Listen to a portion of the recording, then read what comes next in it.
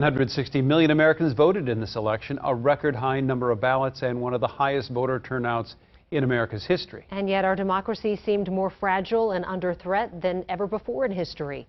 Tonight, Tom Lydon opens his reporter's notebook with a look back at an unprecedented week as the country looks for a way forward.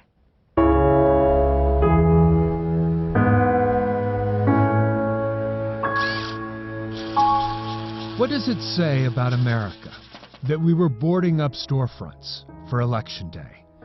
That plywood has suddenly replaced bunting?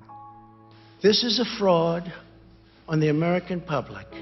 This is an embarrassment to our country. Or that a president is more willing to lie to the American public than face leaving the stage? We were getting ready to win this election.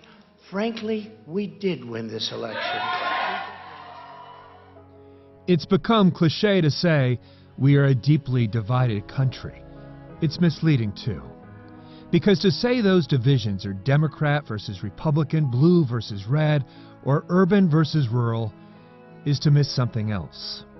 What's been simmering below the surface of America for quite a while now. We live in dangerous times. That, according to a series of reports in the last couple of months from government and nonpartisan think tanks that warn of forces that don't play by the rules of democracy and won't give up after Election Day.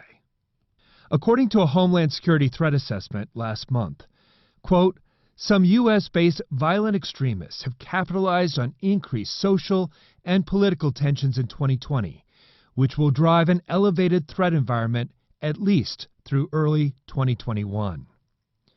White supremacists and similar extremists were behind 67% of the terror plots and attacks in the U.S. this year. There was also a rise in anarchist, anti-fascist, and similar groups that account for 20% of the terrorist incidents. Since the killing of George Floyd, there have been more than 10,000 demonstrations across the U.S. The overwhelming majority, 95%, were peaceful protests.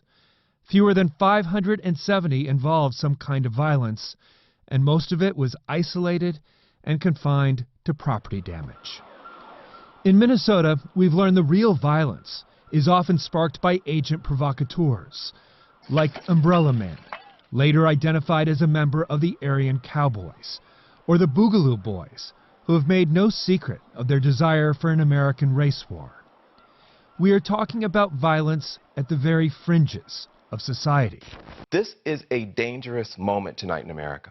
And yet, in the funhouse mirror of social media and cable news, misinformation gets twisted into algorithms and amplified by likes. To the point where, according to one survey, 42% of the American public believe incorrectly that most protesters associated with Black Lives Matter are trying to incite violence or destroy property. Even more disturbing is how political violence becomes normalized. 3 years ago, only 8% of Democrats and Republicans alike thought violence could be justified for advancing political goals. Today, 33% of Democrats and 36% of Republicans are willing to cross that line. And all this discontent is wrapped in a pandemic that has crippled our economy and turned neighbors into strangers. Voting is the most precious of our liberties, the right that guarantees all others. And Election Day isn't some kind of imaginary finish line for what troubles America, nor is it a victory lap for the winner. It is, as it's always been, another starting line. Tom Lydon, Fox 9.